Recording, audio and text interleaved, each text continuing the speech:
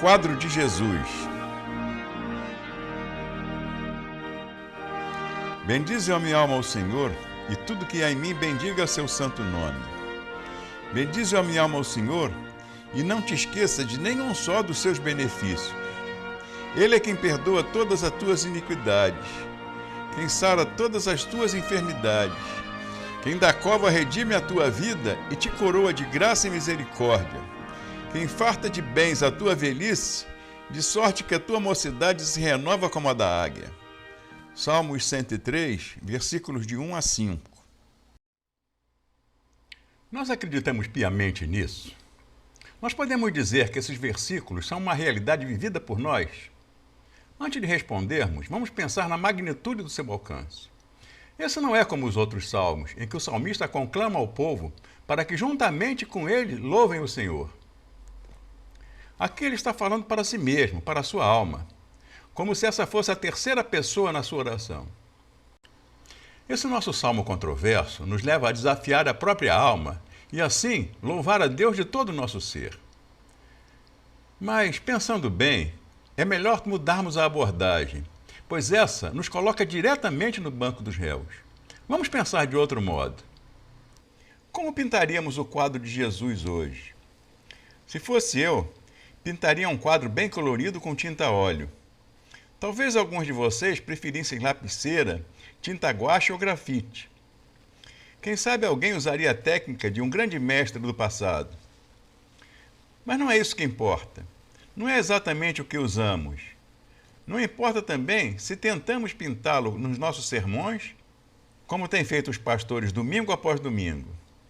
Não importa se é com os professores na escola dominical, nem tanto como tentamos pintá-lo em nossas orações, na nossa devoção, na nossa imaginação ou no nosso amor. Nada disso importa, porque em cada uma das fases da nossa vida, vamos ter que responder essa mesma pergunta: como vamos pintar o quadro de Jesus? E ela, naturalmente, vai ter respostas diferentes em cada situação. Olhando para o Evangelho de Mateus, nós achamos a resposta que esse evangelista deu para a situação em que se encontrava a sua comunidade naquele momento. Se olharmos para o seu evangelho, veremos que esse evangelista usou uma cor predominante e viva.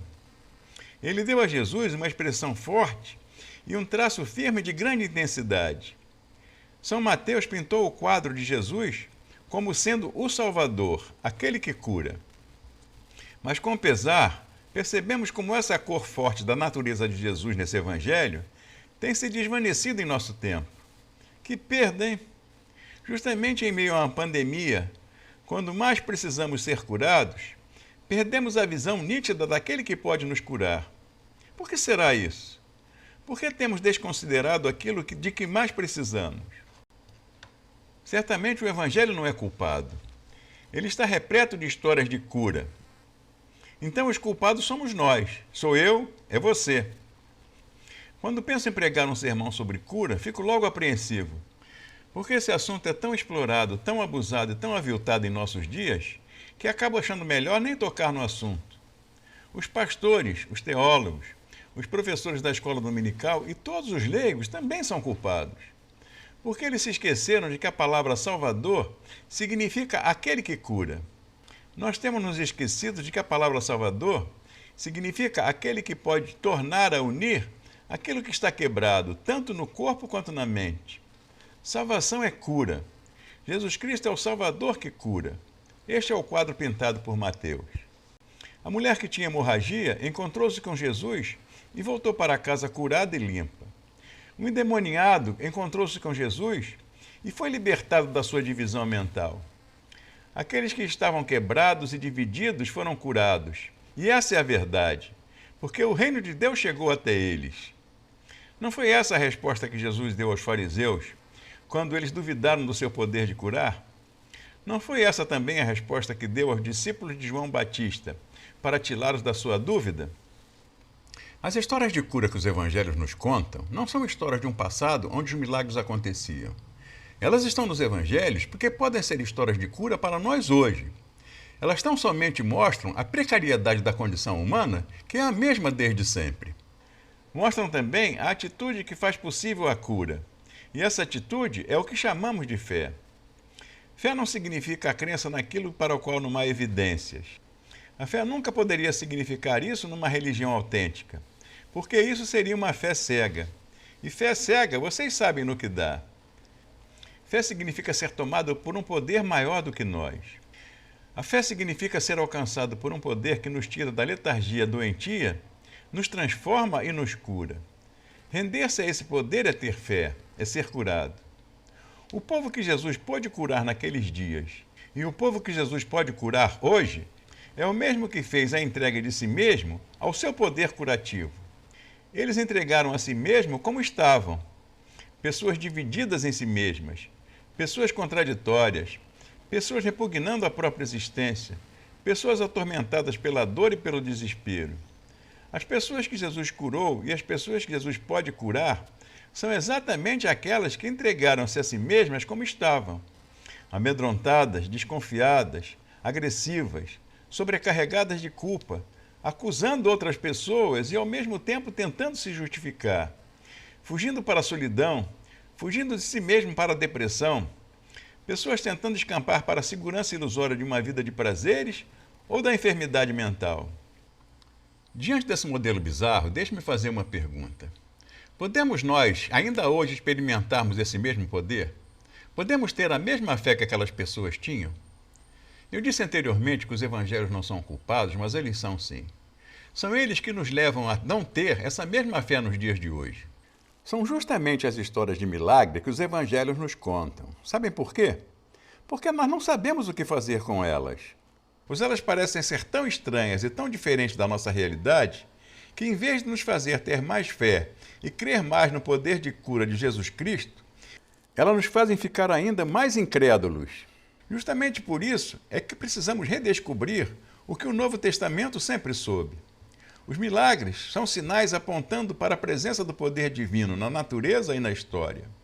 Os milagres não são uma negação das leis naturais, como temos crido e ensinado aos outros. Sei bem que para nós é difícil entendermos essa realidade. Sei melhor ainda o quanto é difícil para mim.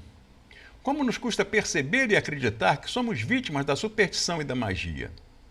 Não são raros os cristãos que ficam doidos. A palavra é essa mesmo, doidos para saber o que o futuro vai trazer. São poucos os cristãos que não consultam os discípulos de Omar Cardoso antes mesmo de porem os pés fora da cama. Eu vou ter um bom dia, eu vou fazer um bom negócio, eu vou conhecer o amor da minha vida. É exatamente por isso que muitos se deixam enganar por aqueles que exploram a fé com fins comerciais e egoístas. Para nos livrarmos disso, precisamos deixar penetrar em nossas mentes a seguinte verdade. O nosso problema é ter fé para descobrir esses sinais no contexto pecaminoso, iníquo e injusto em que vivemos. Onde está o reino de Deus nesse mundo em que todos tentam tirar para si o máximo proveito de tudo e de todos? Como perceber o milagre da presença de Deus em uma humanidade contaminada pela superstição? Esse problema começa na maneira como cremos. Somos curados? Somos curados mesmo? Somos salvos? Estamos constantemente desafiando a nossa alma a louvar como salmista, dizendo que é Deus quem perdoa todas as nossas iniquidades, quem sara todas as nossas enfermidades, quem da cova redime a nossa vida, quem nos coroa de graça e misericórdia, quem farta de bem a nossa velhice e quem renova a nossa mocidade como a da águia. Cura não significa que a doença não existiu. Significa que ela não controla mais a nossa vida. Ao ouvir um sermão do reverendo Bruno, capelão do Instituto do Câncer no Rio de Janeiro, pude legitimar a veracidade desse pensamento.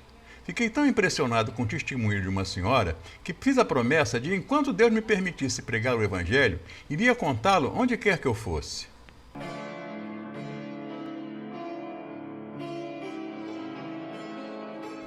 Uma senhora ativa na igreja e reconhecidamente fiel, recebeu a notícia de que tinha um tumor maligno em alto grau de desenvolvimento. Na primeira visita que o pastor dela, acompanhado do capelão, fez ao seu leito de morte iminente, disse que a igreja estava orando com fervor para que o seu quadro se transformasse radical e milagrosamente.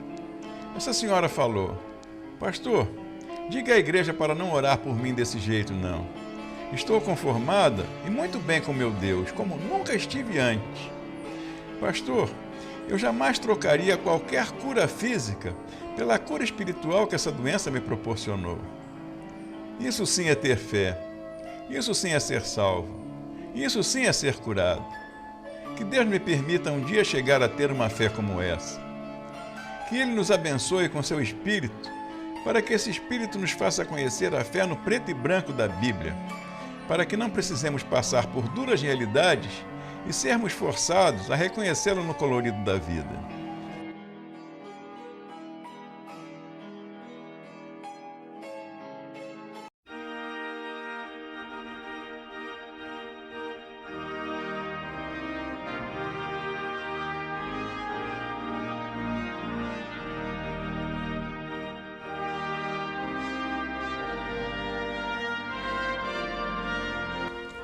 Todos gostamos de ver o nosso trabalho reconhecido, e trabalhos que são vistos em alguns segundos podem ter levado meses de produção.